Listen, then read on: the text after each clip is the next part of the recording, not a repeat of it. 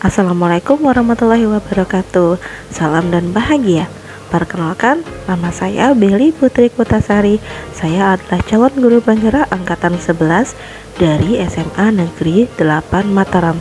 Video kali ini berisikan demonstrasi kontekstual modul 3.1 mengenai pengambilan keputusan berdasarkan nilai-nilai kebajikan. Selamat menyaksikan.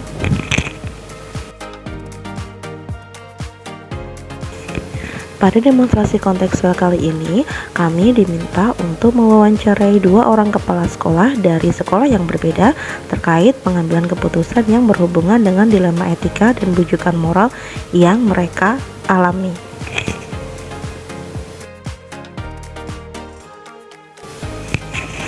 Kepala sekolah yang menjadi sasaran saya adalah yang pertama, Kepala Sekolah SMA Negeri 8 Mataram, yakni Bapak Sunoto SPD MPD, dan Kepala SMA Negeri 1 Batu Layar, yakni Pak Faizin MPD. Berikut adalah hasil wawancara saya dengan Bapak Sunoto SPD MPD.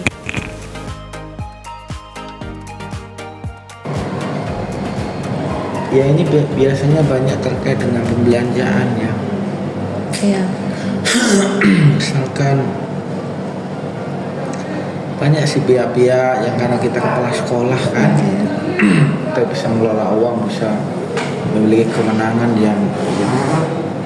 yang paling tinggi di sekolah ya. Katanya misalkan orang nawarin, kalau ini nanti dapat untung secara finansial begini. Iya. Ya yang gitu-gitu yang terkait dengan pembelanjaan. Iya. Itu yang sering terjadi. Cuma kalau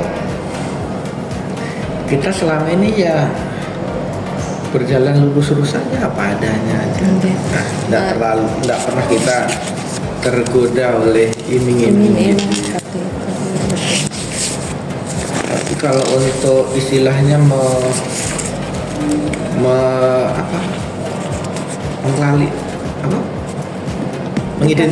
mengklasifikasi ya yang terkait dengan apa ya, agak susah mengungkapkan, tapi Kalau kebijakan yang berhubungan tentang murid misalnya atau guru-guru itu ada Pak mengalami dilema. Kalau ada sih pasti ada lah. Tidak mungkin tidak ada, pasti ada.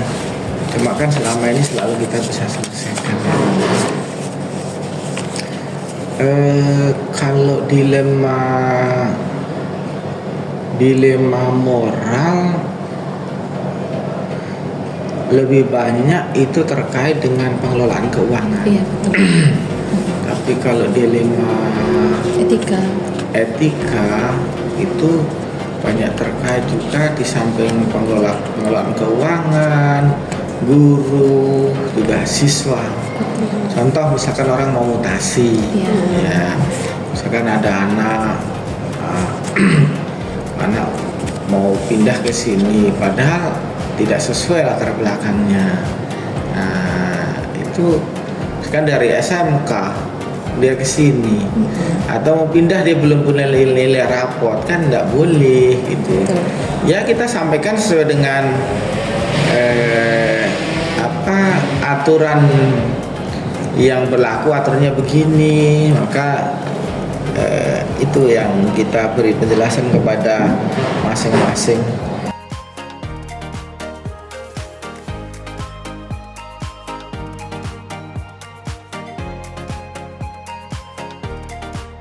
Ini setiap ambil keputusan saya selalu mengidentifikasi masalah sebenarnya, sejauh mana masalah itu berdampak kepada umat, pada orang banyak.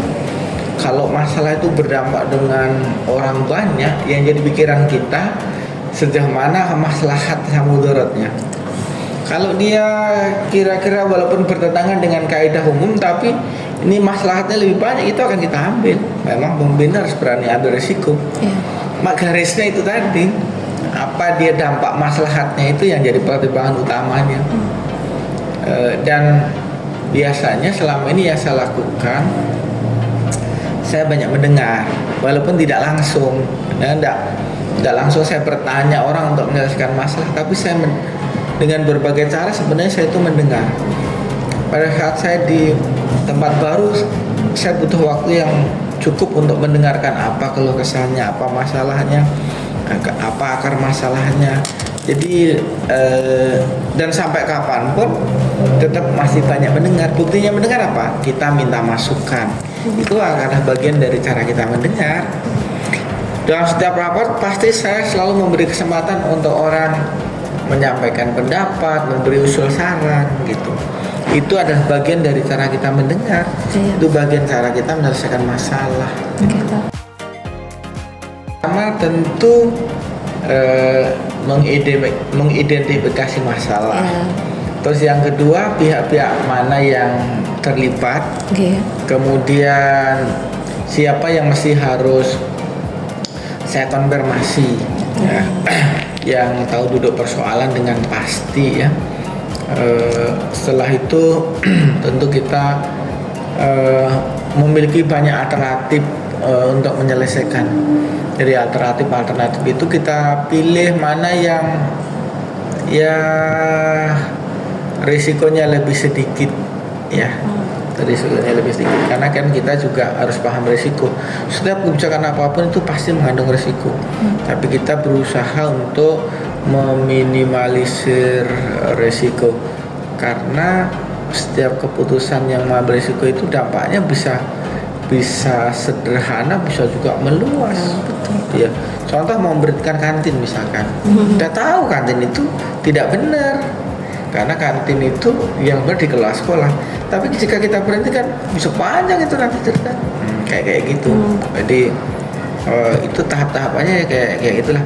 Nah, setelah menimbang dari berbagai sisi, minta masukan dari berbagai sisi, mempertimbangkan berbanyak hal, kita memang harus berani ambil keputusan. Ya, keputusan itu tentu yang memberatkan adalah kemanfaatannya itu. Iya, ada peninjauan ulang enggak dari keputusan yang sudah diambil itu? Sering. Ya, jika kan bisa jadi kan karena situasinya berbeda, situasinya berbeda, kondisinya berbeda.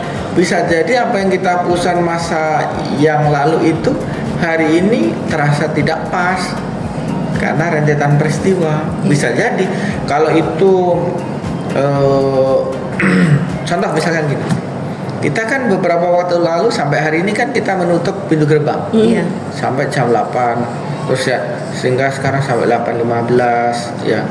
Jika nanti ternyata itu anak yang di luar itu dia malah hura di luaran sana, ya itu bisa kita tinjau lagi. Ya, contoh tergantung situasinya. Iya, betul. Gini, selama kita dilema etika ya, ya kita gini dalam ngambil keputusan itu, satu kita harus objektif, dua kita harus terbebas dari kepentingan memperkaya diri ataupun orang lain. Kita harus bersikap adil. Kalau itu kita pegang, insya Allah mau etika maupun moral itu insya Allah aman. Tapi kalau kita punya kepentingan setiap ambil keputusan, ya sebenarnya ada udang di balik batu misalkan, susah. Ya. Jadi dalam kita ambil keputusan mesti harus ikhlas, ya. Dasarnya juga harus untuk kemaslahatan.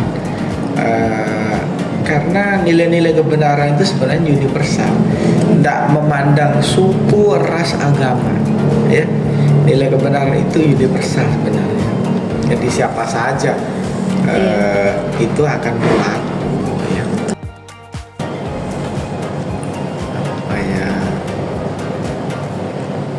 Tantangannya ya kadang-kadang kita mempertimbangkan sara juga. Ya, karena itu bagian yang sederhana tapi dampaknya luar biasa itu. Ya. Iya betul. Misalkan begini, jika saya diberi kuasa untuk memilih seseorang, pasti akan mempertimbangkan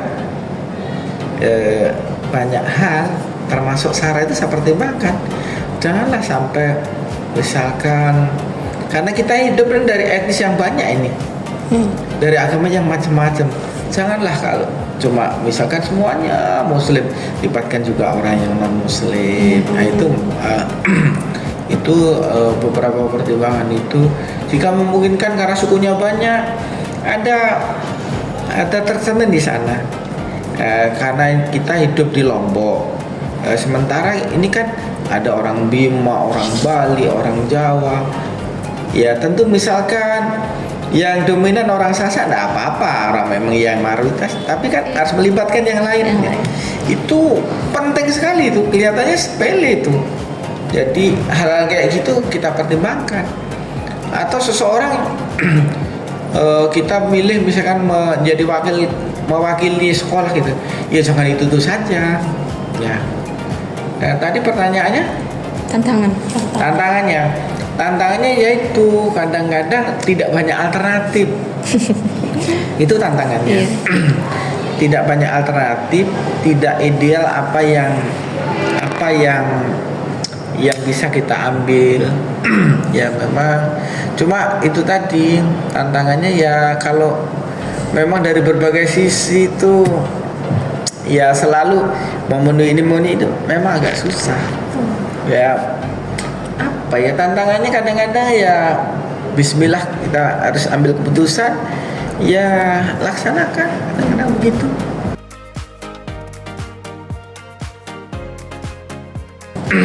Tidak ada sih kita punya jadwal yang khusus. Cuma kan kita sebagai kepala sekolah itu sebenarnya ya, karena kepala sekolah katakanlah kita yang memanage semua yang ada di sekolah ini ya, memang sewaktu-waktu setiap saat itu harus siap menyelesaikan masalah apa saja, masalah guru, masalah pegawai, masalah kurikulum, masalah lingkungan. Itu tidak mengenal waktu. Ya memang kalau dibilang tercapai, saya kira ya enggak jauh, karena kita memang selalu harus siap. Ya, selalu harus siap menyelesaikan semua masalah yang ada di sekolah. Kalau seseorang saya kira enggak ada. Cuma kita ini kan pedomannya kan apa ya? Pedomannya ya nilai-nilai kepatutan, kepantasan, nilai-nilai agama, nilai-nilai adat istiadat. Itu aja sih yang membantu. Dan saya selalu berusaha untuk bisa beradaptasi dengan lingkungan apapun, dan berusaha untuk mengakomodasi berbagai kepentingan. Ya. Karena bayangkan ada kita di sekolah ini kan 1.000 lebih orang ya, pasti kepentingan kemauan juga pasti berbeda-beda. Kalau dari guru juga, guru pegawai pasti berbeda-beda ya, masing-masing mereka itu harus kita akomodasi ya. Tapi pijakannya bukan seseorang, misalkan kayak orang yang membackup atau enggak. Kalau saya tuh orang merdeka, saya ya orang merdeka, tidak susah juga untuk didikte dari pihak lain ya. Karena kita alhamdulillah kita jadi kepala sekolah juga bukan karena jasa orang gitu ya, atau balas budi gitu, bukan. Jadi sehingga kita mandiri lah ya, enggak, dan kita juga enggak punya backing ya. Backing, misalkan gubernur atau enggak juga ya. Atau misalnya di dalam tim sekolah dalam pengambilan keputusan, apakah tim waka misalnya diajak untuk kerembuk ke pasti. Kalau mau minta masukan itu bukan hanya waka. Saya kan ibu lihat dulu, Waktu mau nebang pohon aja kan saya tanya kepada guru, kalau pohon ini saya tebang gimana? Itu kalau dimasukkan itu iya itu maksudnya kita itu memang meminta masukan, mendengar dari berbagai sisi. Apalagi wakaf pasti setiap masalah kesiswaan itu pasti saya panggil wakaf kesiswaan. Kalau kurikulum pasti saya panggil Pak Sam. Kalau kaitannya sarpas pasti saya panggil Pak Is. Kalau kaitannya dengan hubungan dengan di luar maupun dalam pasti saya panggil Pak Insan, pasti itu. Walaupun saya punya kewenangan sebenarnya, tapi tidak mungkin itu saya lakukan. Pasti saya mendengar dulu, karena itu penting, itu banyak banyak manfaatnya. Di samping kita menghargai orang, kita juga untuk meyakinkan apa yang kita pikirkan itu jangan-jangan berseberangan dengan pikiran orang. Untuk tes ombak juga tuh. Ya. Jadi itu penting juga. Kadang-kadang kan bisa mispersepsi. Nah, untuk mengurangi itu maka kita butuh mendengar masukan atau berdebat dengan orang lain untuk ukur jangan-jangan maksud kita tidak sama dengan apa yang ditangkap orang. Kalau itu maksudnya iya pasti kita mendengar dari berbagai, bahkan saya kadang-kadang berdiskusi dengan Pak Tauhid, ya dengan Tohri, dengan siapa saja, karena itu masukan itu penting. Memang tidak mudah mengambil keputusan apa saja. Tapi kalau dalam mengambil keputusan itu kita tulus, tidak ada kepentingan kepentingan yang tersembunyi. Kemudian kita memperhatikan untuk kemaslahatan orang banyak. Insya Allah akan disupport oleh banyak pihak. Ya. Pertanyaannya tadi, pelajaran apa ini? Untuk bisa mendapatkan itu, pelajaran yang kita dapat, kita harus memiliki kemampuan untuk beradaptasi dan mengakomodasi dari berbagai kepentingan. Menjadi pemimpin itu bukan soal pintar. Banyak orang pintar, justru kalau yang paling susah pemimpin itu bisa mengorkestra dari berbagai kepentingan. Bukan dia memaksakan apa yang menjadi pikirannya sendiri. Karena itu raja nanti, bukan pemimpin. Kalau pemimpin itu memang intinya menjadi dirijen, orkestra dari semua elemen sehingga menjadi orkestra, sesuatu yang besar, luar biasa. Tapi dia tidak bisa sendiri, dia banyak komponen yang terlibat. Ya, pelajaran berharganya untuk bisa dapat itu, kita mesti harus banyak mendengar, kemudian juga menghargai orang. Itu penting, karena kalau tidak menghargai orang itu apa ya dalam tindakan dan pikirannya, kalau tidak menghargai orang nanti bisa jadi merendahkan orang jadinya. Kemudian juga kita harus berpikiran positif. Pemimpin itu tidak boleh negatif thinking, karena begini, orang yang kadang-kadang pikirannya nyeleneh, anak buah kita misalkan, itu belum tentu karena nyeleneh dia, ya mungkin karena tidak tahu, makanya bisa saja nyeleneh. Bisa juga karena nyelenehnya itu cari perhatian. Tapi apapun itu kita harus berprasangka baik. Jangan kalau misalkan guru ada sering izin misalkan, ya nggak boleh kita berprasangka buruk. Ya, ya mungkin memang benar anaknya sedang sakit, mungkin orang tuanya sedang sakit. Ya kalau kita, kemarin sudah itu sekarang izin lagi misalkan. Kalau berprasangka buruk itu, bayangkan kita memimpin orang banyak, sakit hati kita nanti.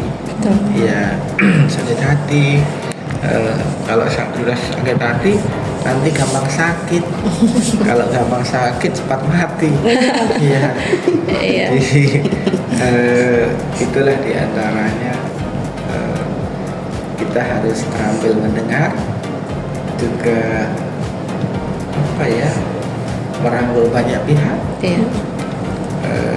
Tapi di samping itu mesti kita harus tulus, tidak punya kepentingan untuk itu tadi perkaya diri misalkan, karena sepintar-pintar kita menyembunyikan nanti akan kedaitan. Tawan juga. Iya, apalagi saat nanti kita pindah sekolah gitu ya, itu tidak bisa ditutup-tutupi. Mungkin kalau masih kita menjabat, mungkin karena jabatannya bisa jadi orang segan dan sebagainya. Saat kita sudah pindah itu kan sudah orang bisa leluasa semua maunya kan.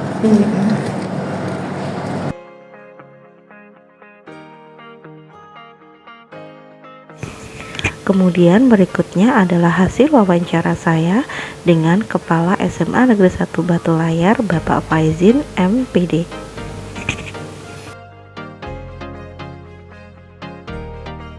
Menyangkut pertanyaan yang disampaikan, jadi di sini tuh dinamikanya sangat dinamis sekali ya. Berbeda dengan tempat kita yang sebelumnya, tidak terlalu banyak dinamika permasalahan karena memang kita sendiri yang sudah tahu betul sekolah itu. Nah, terkait dengan yang di SMA 1 Batu Layar, dinamika permasalahan, langkah-langkahnya itu kita petakan dulu sumber daya aset yang sekolah punya. Dalam hal ini adalah sumber daya manusia, baik dari unsur guru ataupun pegawai. Selanjutnya rumusan permasalahan yang kita rumuskan belum tentu juga akan sama dengan yang ada di sekolah ini, gitu kan, berbeda-beda karena karakteristik setiap orang kan beda-beda. Nah, kembali ke yang tadi kita petakan dulu sumber dayanya seperti apa, kemudian dari setiap individu sumber daya tadi itu punya semacam, kita harus punya catatan kelebihan mereka. Harapannya nanti dengan begitu kita minta urung rembuk, kita sudah memetakan ini, orang ini cocok untuk bisa kita libatkan misalnya nanti di pengambilan keputusan ya, terkait dengan kondisi permasalahan saat itu kan gitu ya. Tetap kita mendengarkan mereka, yang kedua mendengarkan mereka yang sudah lama di lingkungan sekolah ini, karena memang mereka yang intens mendampingi dinamika yang ada di sekolah. Kalau kita kan karena baru ya, baru ini kitanya yang harus adaptasi dengan kondisi yang ada di sini. Itu yang kedua. Selanjutnya terkait dengan permasalahan dinamika etika, ini pernah kami alami persis kemarin nih waktu PPDB. Nah, di situ ada satu kasus. Kasus ini adalah ada calon siswa kita. Waktu itu pendaftaran sudah tutup, sudah belajar kurang lebih 2 mingguan reguler. Tiba-tiba datang dia anak ini diantar oleh orang tua.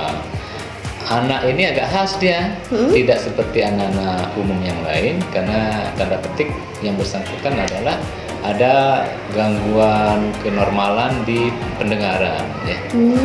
Tidak bisa, dari gangguan cara ngomong gitu ya. Ya, kalau mendengar sanggup, cuma ngomongnya yang enggak belum beraturan kan gitu ya. Setelah dicek ternyata memang yang bersangkutan itu lulusan sekolah luar biasa, satu Mataram. Anak kebutuhan khusus. Anak kebutuhan khusus. Akhirnya kita proses, sebelum kita putuskan kita sampaikan ke Dewan Guru waktu itu, karena Dewan Guru nanti yang akan banyak terlibat di situ. Sewaktu kami rapat, karena ini memang aset kita Dewan Guru yang seperti yang kami sampaikan di awal tadi, diskusi lah. Ada dua pilar ini, ada yang mengiyakan, ada yang kurang setuju. Yang mengiyakan nih, yang menyayangkan diterima karena faktor kemanusiaan. Di samping juga kita hargai orang tuanya datang ke sini, setelah ditelusuri memang rumahnya zona nih dekat ya. Yang pro adalah karena terbayang ke depan susah komunikasinya sama layanan kita ini kan sekolah umum ini bukan sekolah luar biasa kan gitu. Akhirnya waktu rapat tuh belum dapat kesepakatan. Akhirnya saya cari sumber daya yang lain di luar sekolah. Dalam hal ini saya langsung ke SLB-nya, tempat anak ini sekolah dulu. Dari pertemuan dengan pimpinannya sama bakal kurikulumnya, memang betul siswa itu tamat tahun ini katanya. Dan oleh mereka anak ini sebenarnya direkomendasikan ke sekolah vokasi keterampilan di SMK 1 Mataram. Lebih jauh lagi dia ke timur kan gitu ya. Bisa jadi setelah kami konsultasi begitu, rekomendasinya dapat dari sana karena memang direkomendasikan lebih ke aktivitas fisik ya, bukan ke pengetahuan umum lanjutan di jenjang lebih tinggi kan gitu. Akhirnya kami sampaikan lagi, rapat lagi kan. Akhirnya kami sampaikan begini rekomendasi dari sekolah asalnya seperti itu. Namun kami telepon lagi ke orang tuanya. Kalau dari sisi ekonomi yang bersangkutan terkategori kurang karena memegang kartu Indonesia Pintar gitu ya. Keseharian rutinitas ibu mereka orang tuanya ada buruh dia. Di satu sisi anak kita ini sudah mandiri sebenarnya secara personal. Dia menjadi juru parkir di wilayah wisata Senggigi gitu. Dia juga menjadi bagian dari pensuplai kebutuhan ekonomi keluarganya kan gitu ya. Iya. Akhirnya dengan pertimbangan-pertimbangan itu kita kan jadi dilema ini sebenarnya. Di satu sisi kita iakan dengan layanan kita mungkin yang satu arah, nanti kan bukannya dua arah. Di satu sisi dengan melihat kondisi ekonomi dan semangat dari siswa yang bersangkutan, akhirnya kita putuskan kita terima, sembari nanti kita beradaptasi. Alhamdulillah diputuskan diterima. Dan lambat laun seiring perjalanan ini sudah bulan keempat, belum ada respon yang memberatkan keberadaan siswa yang bersangkutan. Berarti bisa ngeblend gitu. Akhirnya guru juga belum sempat dapat laporan juga.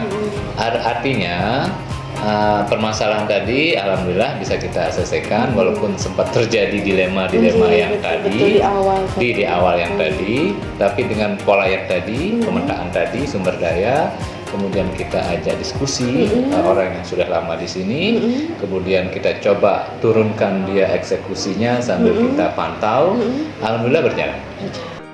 Awal tadi karena kita orang baru, kita mengadaptasi dengan kondisi yang baru ini. Kita yang bagaimana sih kebiasaan di sini? Tanda kutip kebiasaannya yang karakternya yang baik ya loh ya. Nanti walaupun yang nggak baik, nanti kita poles dengan pola yang lain lah. Karena bagaimanapun warga yang sudah dulu lama di sini, mereka yang tahu kondisi realnya kan gitu ya. Untuk itu mereka harus kita rangkul, kita libatkan dalam berbagai kesempatan berdasarkan hasil potensi pemetaan kami pribadi tadi. Misalnya ini cocoknya di sini, yang bersangkutan nanti yang A cocoknya di sini. Begitu seterusnya. Alhamdulillah.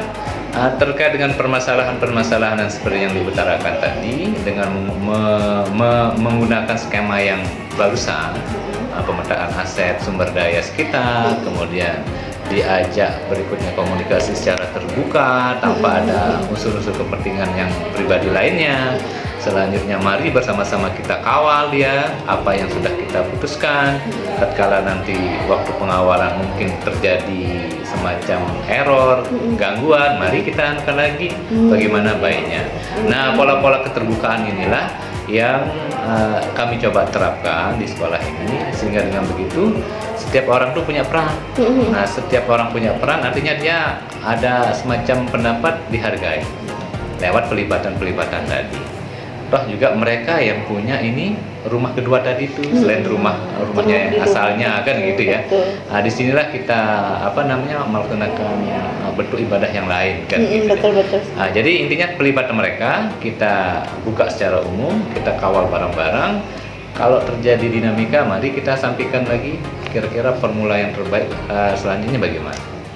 Dan alhamdulillah itu kami terapkan. Beban permasalahan-permasalahan itu terdistribusikan ya. Jadi tidak sampai ke pimpinan langsung ulangin enggak.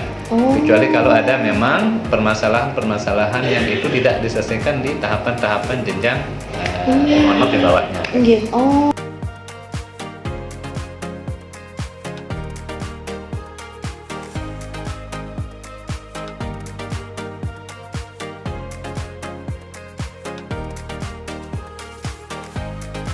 Masuk kaget juga dulu awalnya. Lihat lingkungan sekolah sama lihat manajemen sekolah. Betul. Yang kami poles terlebih dulu adalah manajemennya. Manajemen sekolah kita itu secara umum mirip-mirip sama sekolah umum yang lain karena kita kan sekolah negeri. Cuma yang membedakannya adalah mungkin dari siswa aja. Kalau sumber daya guru pegawai kami cukup memadai lah. Itu dulu yang awalnya kami datang itu para waka itu memang 4 ya. Yang jadi masalah adalah teman diskusi waka tidak ada. Timnya tidak ada. Kurikulum berdiri sendiri, sarana berdiri sendiri. Kami punya jalan sendiri karena keterbatasan siswa ini, Mbak. Itu yang kami petakan kok begini, tidak ada temannya diskusi, bagaimana dia mau merumuskan sesuatu. Mesti kan harus semakin banyak pandangan-pandangan itu nanti rumusnya kan lebih komprehensif kan gitu ya. Nah itu yang kami rombak dulu. Nah, jadi kami panggil staf pimpinan, kami diskusikan. Coba dulu tata kelola manajemen kita coba rapikan. Akhirnya kita kan sumber daya kita yang guru itu 17 orang, yang jadi staf pimpinan kan 4.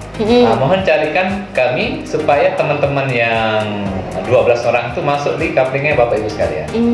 Nah ini itu dilakukan, Fred. Mereka punya teman diskusi sekarang. Dan bukan mereka sendiri yang eksekusi, tapi teman-teman yang ada di grup itu kan gitu. Itu berjalan. Kemudian manajemen penganggaran juga kita bahas bareng-bareng, kita terbuka. Ini pengeluaran rutin kita, ini pemasukan kita, ini mohon ada sisa dana setelah kita amankan yang reguler seperti gaji bulanan yang semestinya kita bayar untuk pegawai ya, kemudian operasional bulanan lah. Nah ini ada saldo kas sekian. Mohon kita dibuatkan program. Dari sana yang mencat ya. Mulai bergerak di masing-masing nih. Kalau sebelumnya agak cerita mereka sih, kita ragu Pak, apakah mau buat program apa enggak nih jadi kan gitu. Nah kalau sekarang mereka sudah ada gambaran seperti itu. Dan mereka berkolaborasi intinya lagi. Dari 17 orang itu sudah ada bagian-bagiannya, sudah tidak ada yang berpangku tangan ya. Atau tipu-tipu buat kegiatan. Di situ aja, tapi sekarang sudah ada bagian-bagiannya. Dan siapapun yang datang terkait dengan keperluan pribadi kah atau permintaan data sudah ada kanal-kanal tersendiri yang akan melayani. Sehingga siapapun ke depan harapnya siapapun kepala sekolahnya sistemnya sudah terbangun gitu. Pola-pola ini yang kita letakkan gitu. Dan alhamdulillah teman-teman tuh responnya bagus, lebih tenang dalam beraktivitas, ada kepastian kerjaan yang ya geluti masing-masing gitu. Ya seperti yang kami utarakan dari awal tadi, itulah pentingnya bagi kita pendatang baru ini untuk kira-kira kita merefleksikan dulu kondisi yang sekitar. Merefleksikan, nanti kita ketemu interaksi langsung, bukan mendapatkan cerita dari orang lain, tapi betul-betul faktual kita amati memang gitu adanya kan gitu ya. Habis itu barulah kembali ke yang tadi lagi. Kita sudah punya kekuatannya, orang-orangnya spesialisnya di sini. Ada yang dari komunikasinya bagus, ya, ada yang dari pendekatannya bagus, ada yang dari hubungan masyarakatnya bagus. Nah ini sudah punya, sudah kita petakan ya. Nanti tatkala ada permasalahan yang terkait yang lebih condong kemana, itu yang kita libatkan biasanya orang-orang itu. Ayo ini, gitu kan. Selanjutnya kita komunikasikan gelar perkara, Mada. Gelar perkara, nanti kita nyimak aja, walaupun sebenarnya sudah ada rumusannya kan. Tetapi mereka kita dengar aja, keluarkan sudah. Jadi kalau di tempo-tempo di rapat juga gitu. Nah, kita sampaikan umumnya aja, nanti respon lebih teknis lagi teman-teman. Kita dengar ya. Nah, kembali ke yang tadi, terkait dengan permasalahan, ada istilah kami pakai gelar perkara. Gelar perkara itu semua sudah terbuka. Misalnya siswa ada masalah apa kan terhadap satu guru, kita panggil dia. Kita berikan dia kesempatan apa unek-uneknya, walaupun dari tata penyampaian kan amburadul kan namanya. Nah, itu juga sedang kami latih. Yang lain dengar, pokoknya mendengar. Intinya mendengar. Habis itu kalau sudah cukup, oke, cukup. Baru kita minta dari teman-teman yang kami sudah kalkulasi tadi punya kelebihan khusus itu. Bagaimana menurut Bapak? Gitu kan? Muncullah ide itu. Bagaimana menurut Bapak? Muncullah. Nah, kalau sudah begitu, bagaimana kalau kita rumuskan seperti ini? Termasuk juga ke subjek lakunya. Seperti ini, bagaimana, Ananda? Kan supaya dia juga bisa punya pola pikir kan? Oke, sanggup. Itulah kita turunkan dalam bentuk keputusan. Setelah keputusan itu, kembali kita konfirmasi besoknya lagi bagaimana jalannya keputusan kemarin. Kita konfirmasi lagi yang terlibat waktu gelar perkara. Oh, aman Pak. Nah, buktinya sekarang yang kemarin dilema itu aman itu. Aman ya? Belum ada lagi. Dan mereka yang bersangkutan juga aman. Begitulah pola-polanya. Kita bukaan aja. Harapannya yang terlibat betul-betul disampaikan secara terbuka. Gitu. Mengenai tantangannya adalah tatkala misalnya ya. Tatkala kita sudah berada lama di sekolah tertentu ya, kita ketemu lagi kasus yang sama. Kita kepinginnya menggunakan formulasi yang di sekolah sebelumnya. Ternyata nggak cocok kan? Oh, berarti formula yang ada belum tentu cocok. Belum tentu cocok dengan sekolah yang tempat kita berada sekarang. Karena seperti tadi, karena mungkin karakter di lingkungan yang baru ini sudah berpola tersendiri, punya pola tersendiri lah itu ya. Tatkala ini kita terapkan ternyata nggak segampang itu kan gitu ya. Kalau saat di sana gampang-gampang saja kan gitu. Ternyata perlu pemetaan yang lebih komprehensif lagi. Nah, disitulah masalahnya. Apa yang kurang ini ya? Ada yang belum kita munculkan. Ini komponen yang mana? Nah, itu aja masalahnya. Tapi alhamdulillah kalau kita mau merefleksi, mau terjun langsung, beradaptasi di lingkungan yang baru dengan cepat, memang begitu. Harus semua komponen bisa kita kontakkan secara langsung, tanpa harus mendengar dari pihak-pihak tertentu. Karena lain ya bahasa penyampaian orang-orang itu kan terkait pribadi-pribadi orang yang kita mintain itu. Lewat ngobrol-ngobrol ringan sudah ketahuan karakter orang-orang itu seperti apa. Biasanya kita antisipasi dulu, antisipasi permasalahan kira-kira yang akan muncul. Kita siapkan dulu dia rambu-rambunya. Sebagai contoh, dulu sewaktu kami pertama kali datang, kaget ini. Jam 11 sudah kabur, udah sepi ruang kelas. Jam 10 udah sepi kan? Sepi deh. Observasi dulu kan, apa penyebabnya? Guru lihat ada gurunya. Lihat siswa yang nggak ada. Awalnya siswa rame. Tapi lambat laun izin. Ternyata izinnya nggak balik. Izin pulang. Izin keluar. Izin keluar. Tapi setelah ditelusurin, kita pelajari kenapa anak-anak ini izin keluar. Setelah begitu, ternyata mereka belum sarapan. Nggak sarapan di rumah. Beli nasi lumayan jauh, ada yang 1 kilo, 1,5 kilo. Asik di sana nongkrong, kadang nggak balik. Kenapa nggak balik? Kedua, parkirannya di depan. Disiapkan parkiran tapi di depan ya. Kita observasi itu dia. Habis itu kita benahin. Kantin waktu itu hancur kan, nggak ada kan? Ya udah, kita rumuskan dulu. Apa akar masalahnya nih? Ternyata kantin. Ada sih kantin, cuma dikelola oleh pegawai dan menunya hanya satu. Hanya cilok saja dia, sama mie itu aja kan. Anak-anak kan carinya asupan yang lain. Akhirnya kita rumuskan bareng-bareng, udah kita ikhtiarkan, kita kantin swadaya dulu. Nanti mengenai pertanggungjawabannya, RAB-nya nanti belakang kita pikir. Tak, kantin beres. Terus siapa pengelola kantin? Dari guru-guru rembuk dulu siapa ya? Lanjut dulu Ibu Nur namanya. Kelola dulu sembari nanti ada mungkin dari pihak yang ketiga akan mengisi kan gitu. Alhamdulillah jalan kantin Anak-anak tidak berani beralasan dia belum sarapan, karena kantin sudah ada. Ketahan dia. Sesi zuhur masih dia kan?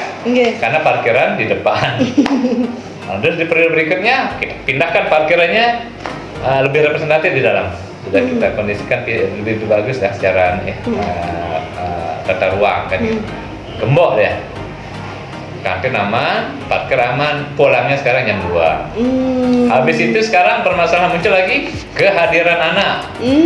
Kehadiran anak, Bapak Ibu guru itu kewalahan dalam membuat database kehadiran anak. Nah, ini kita diskusi rapat, kita gunakan Google Form. Kita sepakatin dulu tata tertib anak-anak. Tata tertib anak-anak itu kita rumuskan, kita sampaikan ke anak. Ada yang dikonfirmasi tidak dengan tata tertib? Tidak ada Pak, adanya kan karena sudah berlaku normal kan. Kita gandakan ya, suruh tanda tangan. Tanda tangan dikumpulkan lagi di wali kelas. Habis itu kita buatkan yang pinil besar. Habis itu kita buatkan tautan untuk mengakses tata tertib itu oleh semua guru pegawai. Dengan akun masing-masing kita buatkan. Kalau terjadi pelanggaran, siapapun akan menginput itu. Dan itu muaranya di BK. Jadi tiba-tiba kaget anak itu panggil ke BK, giliran kan ya? Apa Pak? Lihatin tampilannya. Karena yang ngisi bukan guru saja, semua guru pegawai yang ngisi. Kejadian saat itu dia mau ngapain anak-anak di kelas atau di luar kelas. Dipanggil sampai melebihi batas, sampai ada yang kita keluarkan juga tahun ini. Dan orang tuanya nerima.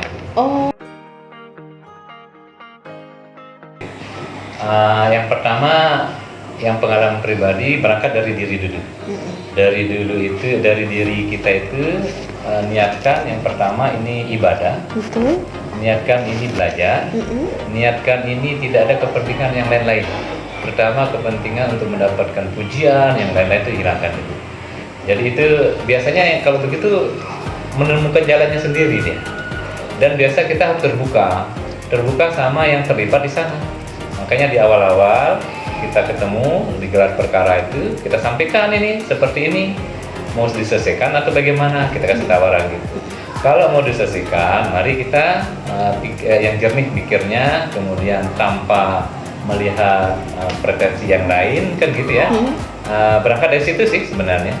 Dan kita harus sering merefleksikan diri, jangan merefleksikan orang lain.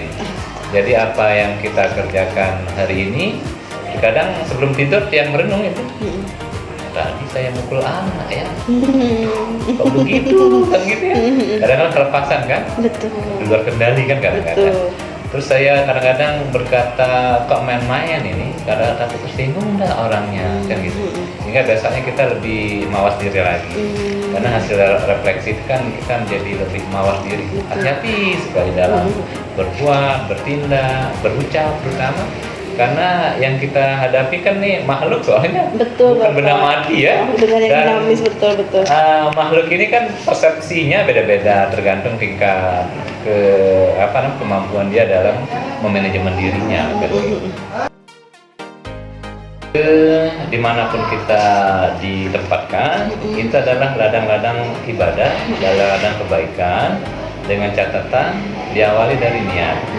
Niat memang khusus ini bernilai ibadah, karena ibadah itu kan bernilai terkait dari niat awalnya. Kemudian yang kedua, kita harus mau untuk belajar. Ini kan lingkungan baru ini, kita yang harus belajar, bukan kita memberikan pelajaran, bukan. Nah ini kita yang belajar bagaimana kondisi di sini. Kemudian habis itu, mari kita berdayakan, hargai orang-orang yang sudah lama di sini. Beri mereka peran sesuai dengan tupoksinya. Tatkala ada dinamika yang lain, itu lain soal. Beri kepercayaan ke mereka. Kemudian beri tanggung jawab juga, kan gitu ya. Sekolah yang sebesar ini kalau kita kerjakan sendiri kan lelah juga. Lewat itulah turunan-turunan tadi berdasarkan komponen bagian masing-masing. Dan kita tinggal hanya memantau dan merefleksikan kalau memang terjadi kendala-kendala dalam proses pengawalan bidang masing-masing itu.